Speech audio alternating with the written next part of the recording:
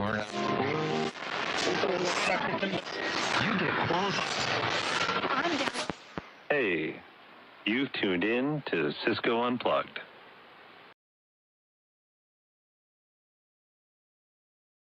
Welcome to Cisco Unplugged. My name is Dan Klamert, and I lead the Wireless Center of Excellence here at Cisco. The Wireless Center of Excellence, or COE, is a team of architects that are located, wireless architects that are located across US and Canada. If you'd like to engage with us, please contact your local Cisco account team, and they certainly know how to get a hold of us and would be happy to help you engage us. Today, I am excited to host our third episode here of Cisco Unplugged, a recurring live webcast with technical experts from Cisco to help keep you in tune with the world of Wi-Fi networks and connectivity. We've got a lot of great content lined up. We're going to dive deeper into Wi-Fi 6E and beyond this season. So tune into upcoming episodes to learn more. Please register for our upcoming sessions. You can do so at our URL link, which is pretty simple, cs.co/unplugged. We are also streaming this live on YouTube, and you can view and go back and see all of our great previous content, previous episodes on our YouTube channel. And that link is youtube.com/@getunplugged.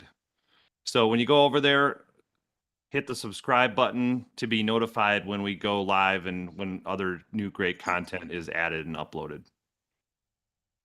So for today's topic, we're going to be taking a deeper dive here, look into 6 gigahertz coverage, specifically inside of Wi-Fi 6E, and how that compares to 5 gigahertz coverage. I am lucky to have Mr. Al Dumdei be joining us today on the show from Richardson, Texas. Hi, Al. How are you? Hey, Dan. I'm doing well. Thanks. Been looking forward to this. Yeah, me too. Welcome. Thanks for joining us. So before we get started here, I would just like to cover a couple quick things. We have, as far as questions, we have a Slido window that we're taking questions for today's show. If you have questions during the show, we have people standing by to answer them either in the Slido window, which if you're in the WebEx window, you'll see the Slido up on the right-hand side of your WebEx window. In YouTube, there's a link to Slido, and you can join the Slido there from that link. So we may even take some of those questions as well on the show. So one other thing I forgot to mention is if you're looking to register for future sessions, again, that's the cs.co/unplugged link. You can register there and stay tuned. We've got a couple other great episodes yet remaining this season on specifically the 9800 and configuration best practices, DNAC, and then some other great shows lined up. So looking forward to those as well. But we're excited and lucky to have Al here today with us. So with that, I'm going to turn it over to you, Al. Thanks. All right. Thanks, Dan. Appreciate that. So just when we kind of dive into the title of this, 6 gigahertz RF coverage comparing to 5 gigahertz, you might ask yourself the question initially, why would I care, right? Why would I want to do this? What we're proposing here is that we're going to use 5 gigahertz as a benchmark. Today, we have 5 gigahertz coverage in the field. And so it's a great way to kind of go back out and say, okay, if I want to overlay 6 gigahertz on my existing coverage, how can I decide up front without doing, a full site survey? Do I stand a reasonable chance of getting coverage using 6 gigahertz? It's not a replacement for doing site surveys and all that sort of stuff, but it is a way to at least mathematically understand what that coverage difference will look like. Now, a bit of a warning as we go forward. There is some math involved, right? In my years of doing RF circuit design and antenna design and systems design, one of the things I've learned is RF is just math. Now, I promise we're not going to, well, some people may be disappointed, but we're not going to get into Bessel functions or Fourier transforms or anything like that. This is going to be pretty simple math, but there will be some math involved just as a bit of a warning here, right? All right, so we're going to start with a review of regulations. We did do a session on this last 2 weeks ago. So If you missed it, you might want to go back and pick up on that session because there's a whole lot more detail. I'm going to spend 5 minutes. We spent 30 minutes going into that in great detail last week. So there's a lot of really good information in that session. If you missed it, please go back and look at that. So from a high level, the FCC's introduced the 6 gigahertz. We have 2 power levels now that we're really starting to deploy. One is standard power. Standard power provides as much as 36 dBm EIRP. Now, it comes with a bit of a tag in that you have to use something called AFC, automatic frequency coordination, which is a network or a system that looks at the incumbents and decides, hey, would I potentially be causing interference with incumbents? And by the way, this is a one-way thing, right? It's only will I cause interference with the incumbents. And if I would, then it would not allow me on that channel or ask me to turn my power down or force me really to turn my power down. So there's a bit of controls that comes with that, but allows you to go up to as much as 36 dBm. On the low power, which is the second level down, we have something called 5 dBm per megahertz. That's called a power spectral density, right? And this may be something that you're not used to seeing. You're probably used to seeing, hey, my output level is 30 dBm. What is this dBm per megahertz? So basically what dBm per megahertz does is it allows us, as we increase the bandwidth, we can use more power. And effectively what that's going to do ultimately is we can now, the same thing happens on the noise floor. So as the noise floor increases, the bandwidth increases, the noise floor increases. Now as the bandwidth increases, the power can also increase. So we can keep that. And we're going to go into detail on that in just a little bit. But in general, let's do just a quick bit of math. How would we translate this into a 20 megahertz signal, for example, right? So it's per megahertz, right? And so if we said, hey, what would it be in 10 megahertz? Remember, 10 log of 10 is 10. So that would be an additional 10 dB over the 5 dBm. But we're doing 20, which is twice as much as 10. So that's another 3. So that's 13 dB more than the 5 dBm. And remember, we can add dBms and dBs directly. So that allows us to get to 18 dBm output power, right? So that's how that power spectral density kind of adds up. All right, so just as a benchmark, so we'll say 20 megahertz, 18 dBm, and then of course, every time we double the bandwidth, we get to have 3 dB more power. So that kind of gives you a perspective of where it is relative to 5 gigahertz, relative to where it is at the standard power. Okay, and then the other thing that's important is clients will always be 6 dB less than the maximum EIRP of that particular value you're deploying at. So for example, if I'm deploying under low power, I'm under 20 megahertz, my clients can only go to 12 dBm. All right. If your AP comes down in power, for example, RRM brings your AP down in power to say maybe 12 dBm, your clients don't have to go down to 6 dBm. Your clients can stay at 12 dBm, but the maximum they can do is that 6 dB below the peak power. Okay. All right. So, and then there's another standard called very low power. Just I'm throwing it up here just as a reference, but we're not going to talk about that today. All right.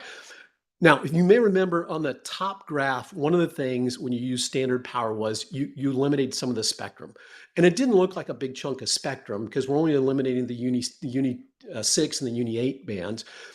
But what happens is as we deploy at 6 gigahertz, the larger channel widths, the like 80 megahertz, 120 megahertz, these become more valuable to us. In fact, 80 megahertz is kind of the baseline now for 6 gigahertz. If you look at some of the ways that we join, and by the way, we've got another session upcoming on these methods of joining, so you'll get a lot more details on that. But there's a technology that basically on every 80 megahertz we can scan, and there's a whole reason why we can't scan all channels and all that kind of stuff. We'll talk about that later.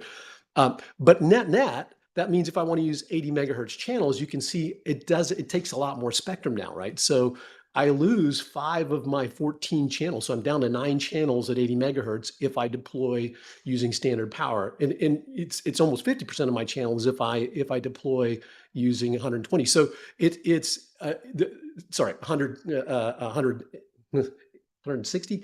Yeah, 160, sorry. Did my math wrong there. But so if I deploy 160, I'm down about half, right? So this is a big delta in terms of what we can do. So going to 6 gigahertz kind of limits us a little bit. Sorry, going to standard power sort of limits us. So if I look at this, I entitled this slide to LPI or not to LPI isn't even a question, right? I think what's going to happen as you decide, hey, do I want to do standard power? Do I want to do low power? it's really going to become pretty evident based on the deployment itself, which one you should do. Standard power, if you need to do something that's non-permanently attached, external antennas, for example, that would require you to do standard power. One of the rules of low power indoors, it has to be a permanently attached antenna. If you want to go outdoors, obviously standard power. If you want to do mesh or point-to-point links, standard power is generally the best way to operate because your clients, if they're fixed clients, then they can both operate at the same power level. Now you can extend your link out to as much as whatever that 36 dBm will allow you to do for standard power. You only have 2 devices. They're very specific locations, for example, on a point-to-point link. Makes a lot of sense to do it there. But remember that as we begin to use standard power, we kind of start to lose the ability to use those wider channels because of that loss of the Uni 6 and the Uni 8 bands. And so now we may have to look at using things like 20 and 40 megahertz channels, which is not optimal from a join standpoint. All right. And then low power indoors, everything else, right? So if I'm sort of not forced to do standard power, then most likely that's when I would do the low power indoors. We talked about what that power spectral density looks like. And by the way, this does vary from country to country, right? So these are the FCC. ETSI has a different set of regulations. So each country can vary slightly. So obviously this will vary based on your country. But here in the US, for example, it's 5 dBm per megahertz. 5 gigahertz is allowed on we allow up to 30 dBm on 5 gigahertz, for example, today. But do we ever deploy there? Probably not, right? So same thing with standard power. We could go up to 36 dBm. Does it really help us to go up to 36 dBm? Probably not, right? So better deploy under low power if we can, right? We get all 59 channels. We don't have to worry about, we can now begin to use those 80 megahertz channels on a regular basis. And then finally, clients are stuck at a maximum of 10 to 12 dBm regardless of the standard. So what are we saying there? Remember we said with power spectral density, we could continue to go up with bandwidth. Well, if you go to the FCC site and you look at what's been done from a testing of the clients so far, most of the clients that have been approved don't actually do that. They stay flat, right? And that's going to affect how we do our RF planning because instead of the clients going up with bandwidth, they stay flat with bandwidth. Okay. Now, there will be exceptions to every rule, right? There will be clients that go up. There'll be clients that are capable of higher power, but you have to kind of think about which clients you're deploying for. And that's the ones that you're going to have to design for, which generally end up being the weakest of the clients, right? Okay. Now, when we went to 11AX, we picked up something new, right? And you're probably familiar with this. You probably heard people talk about OFDM versus OFDMA. And in 11AC, we were doing something called OFDM, which allowed us, basically, we had the entire slot was broadcast for one user, right? So we had a dedicated slot per user.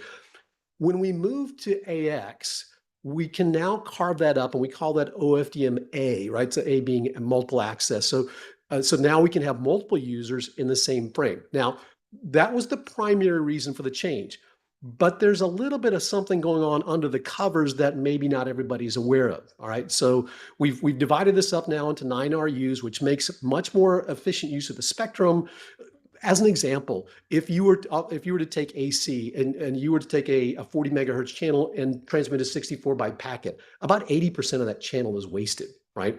Whereas if I use the AX with the OFDMA on the right-hand side, and I can use multiple RUs, I can basically use the entire, I'm close to 100% efficiency on that, right? So there's a big difference in the efficiencies because that RU, but there's something else that's kind of hiding under the covers. If you look down here, we have a difference in the actual OFDMA baseband signal itself. We go from 64 tones to 256 tones, right? And so we basically quadrupled the number of tones in the spectrum. What does that do? So if you think of each tone, remember as you increase the throughput of a signal, your bandwidth would increase. So each of these tones, as we increase the throughput of a tone, would increase.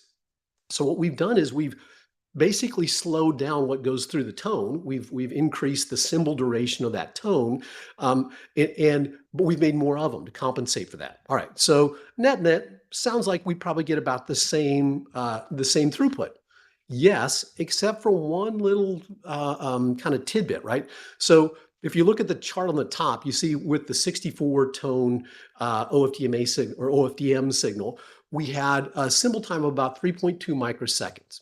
All right, and that because remember we had a little bit, so shorter symbols means faster, right?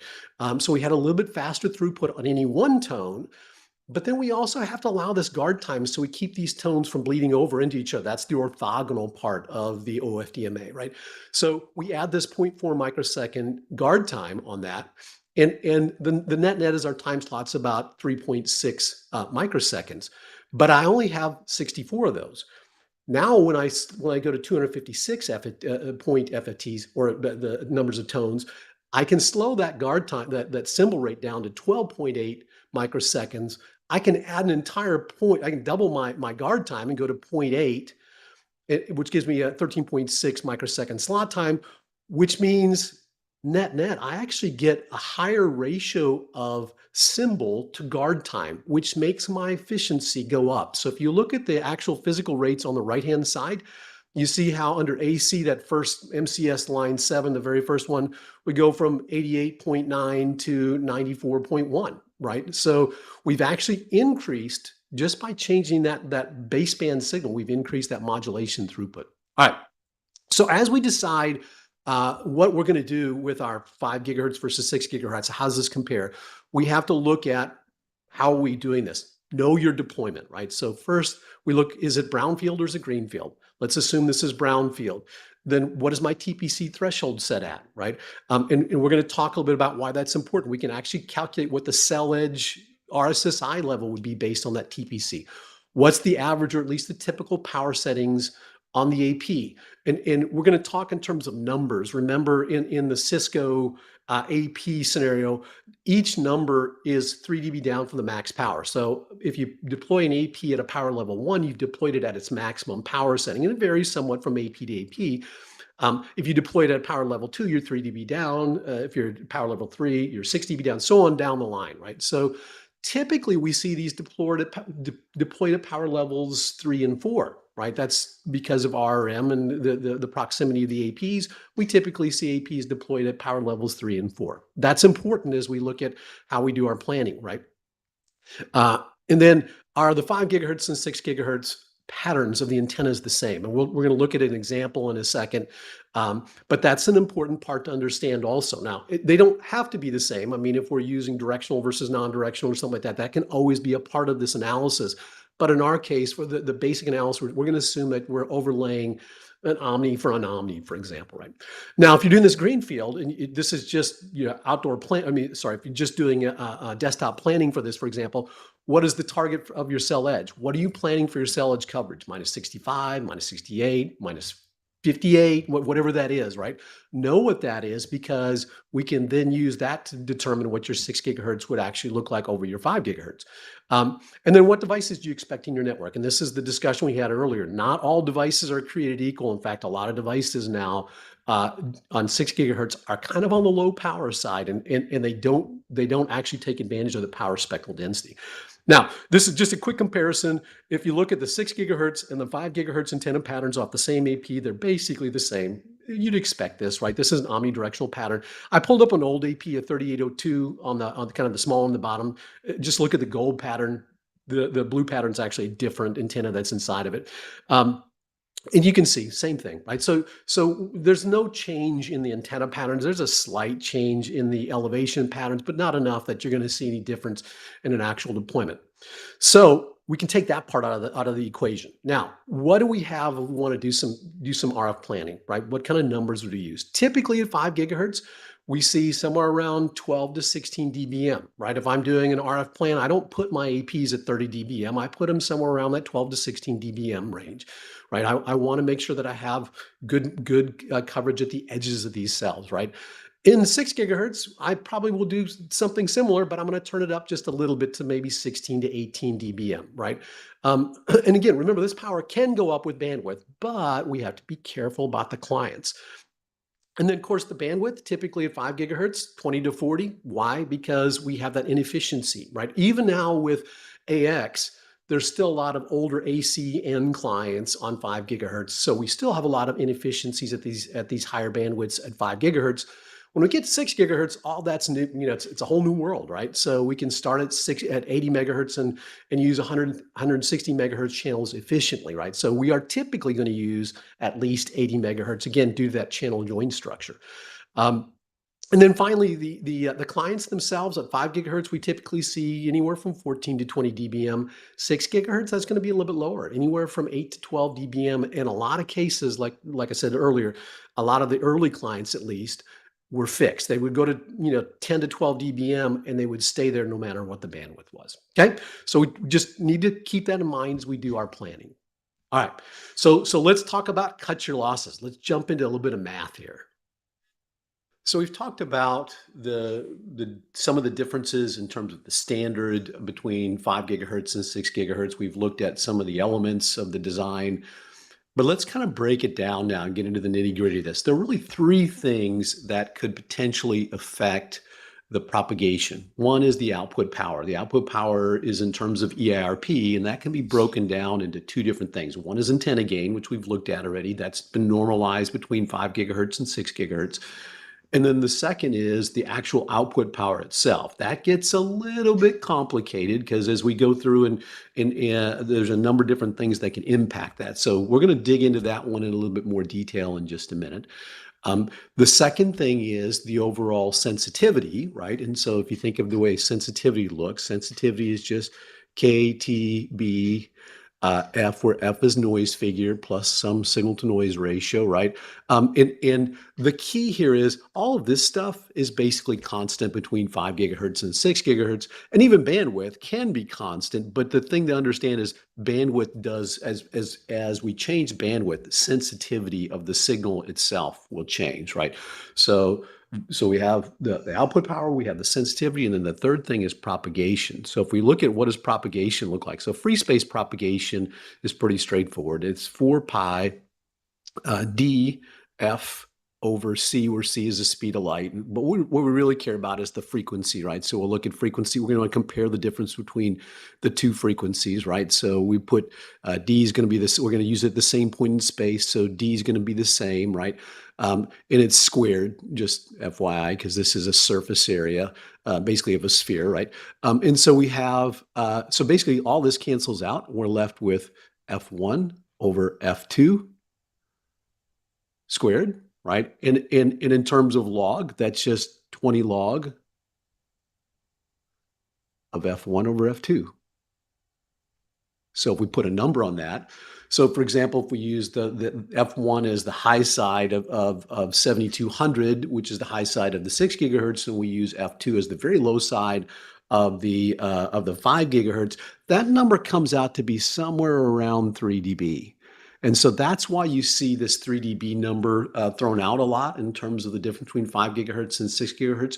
That is true, but remember there are three elements that we have to be concerned with, right? Not just this one particular element. All right, so let's dig into this a little bit more. Let's look at the what it takes to do from a power standpoint. So if we look at this graph, we have a couple of different elements that jump out. First of all, if you look at the north-south, you see that there is a it's an output power, and the output power is actually output power of the depending on which device we're talking about, whether it's going to be the mobile device or whether it be the AP itself, and then the bandwidth, which is the bandwidth that we're choosing to operate at. At the high end, you see at the top of that graph, you see the 5 gigahertz standard by standard, the maximum value, right? And so we have a value that we can put out that's much higher than we would typically do. Why? Because clients don't typically do that because of battery life, and so we don't want to end up with hugely asymmetric links. And so we deploy for something much lower than that. And in fact, what we typically see is that number is going to come out somewhere around 14 to 16 dBm, right? That's just a typical number. I'm not telling you you should know your own deployment. You can look at your APs themselves and kind of make that determination, but it generally comes out under that 18 dBm. So if we look at this, a couple of things jump out at us. One is you can see just like the noise floor, the power level for our 6 gigahertz, which is the red line, actually increases with time. Why is that? Because it's something called a power spectral density. So power spectral density allows us to take that value, and the wider our bandwidth gets, the more total power we can have within that bandwidth.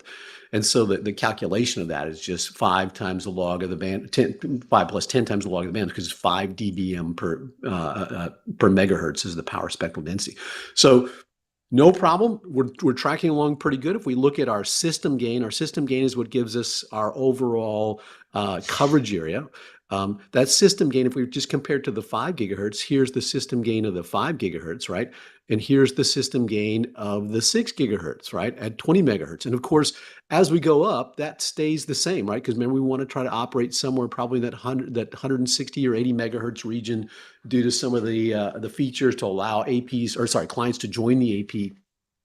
So that tracks real nice with the power spectral density, because you can see it keeps that constant system gain rather than keeping a constant output power. So this works really well, except we have this little snaggle that comes into play here is our clients, which have to be 6 dB below, right? So our clients are going to be down here at 12 dBm, right?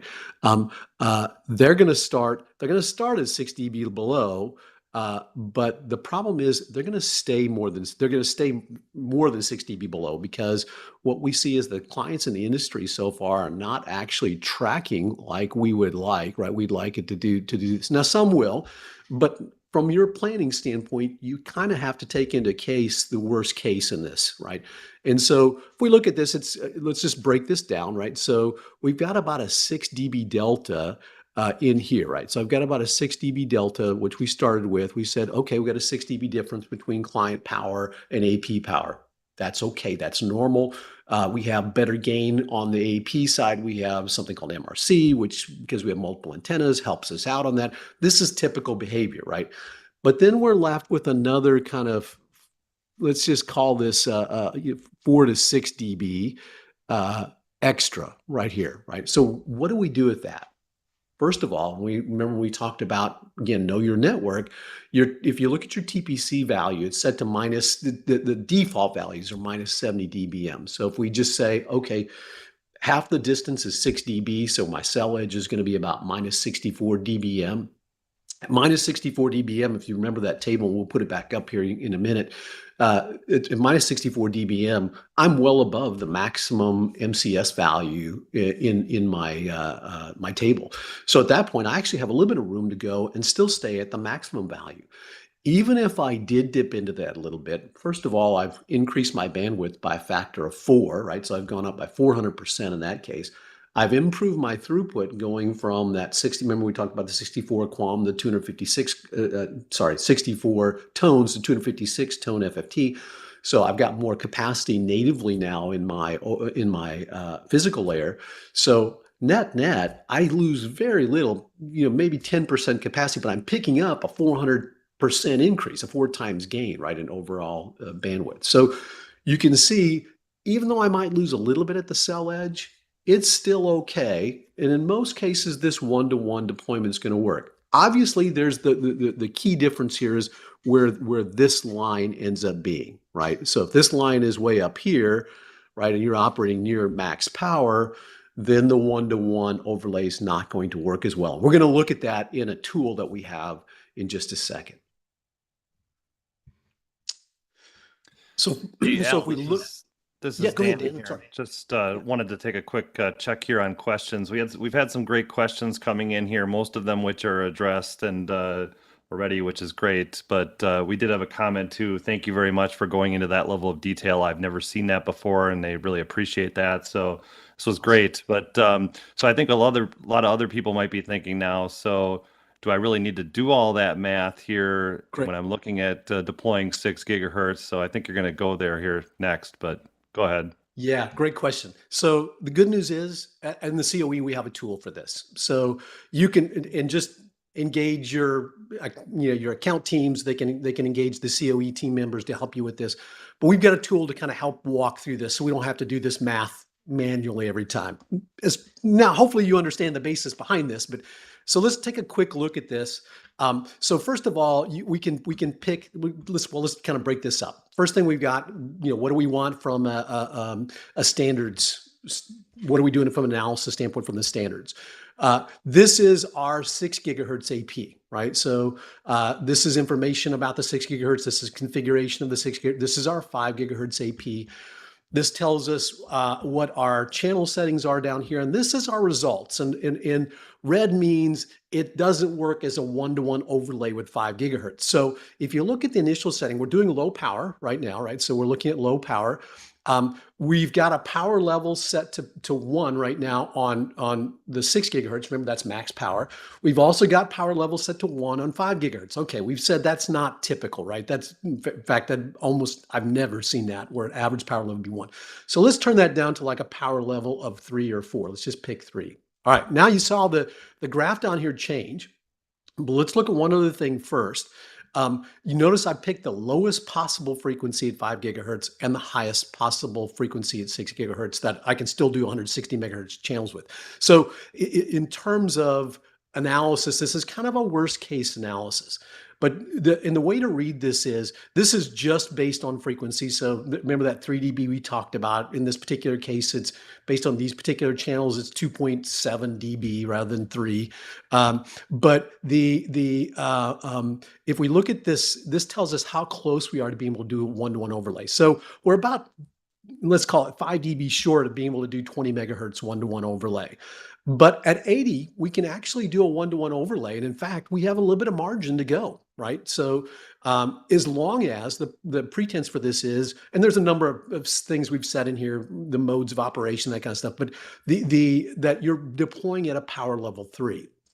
All right, so let's just say, for example, that I wanted to actually deploy this at a power level 2. Maybe that's to compensate for client power, right? All right, now you saw the 80 megahertz go red. Is that going to be a huge problem? And this is exactly what we were talking about a minute ago, which is how does this stack up at the cell edge? If I lose 2 dB at the cell edge, am I really going to have a problem in terms of performance? The answer is probably not. First of all, you're probably deployed more, your cell edge is probably higher than what you need based on that TPC threshold. But if you go back to this chart we have here, right, you can see even if I lose a few dB here, I'm not losing that much throughput. Right. And remember the discussion we had about if I'm increasing my bandwidth from 20 megahertz to 80 megahertz and I lose a little bit of throughput at the cell edge, does it really matter? Probably not. Right. So net, I think what this tool will help you do is get an understanding. You can play with different channels. You can play with different power level settings. And it just gives you an understanding based on your deployment. What would you expect if you come in and you want to do 6 gigahertz? And what if I wanted to do full one-to-one overlay? All right.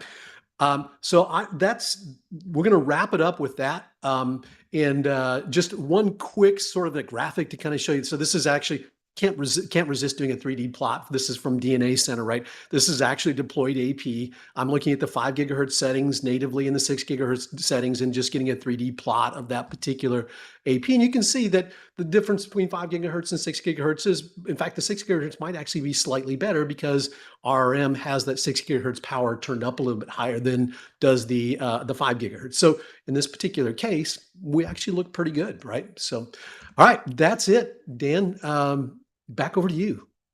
All right.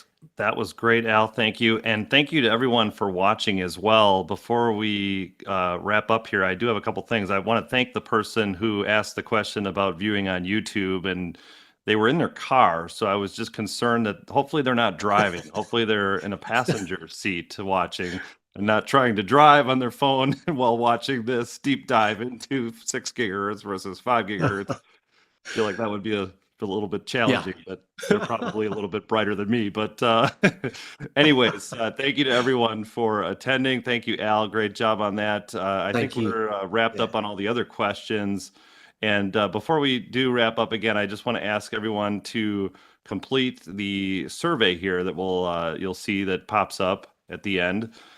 So please take a minute to give us some feedback, not just on this session, but also on any other future topics you'd like to see. And again, you can see that list of future topics and episodes at cs.co/unplugged. And again, we had the question come in during the session about YouTube, but just as a reminder, You can go back if you want to watch this again, because this was a deep dive. And if you want to go back and check out the math again and double check Al's math, you can go and do that at our YouTube channel. You can get there at youtube.com/@get-unplugged. And if you'd like to reach out to anyone on our team, the Center of Excellence or the COE, please contact your local account team with any questions. They certainly know how to get a hold of us and engage us. So thank you, Al. Appreciate it. Thank you, everyone, for your time today. And until next time, stay connected and unplugged.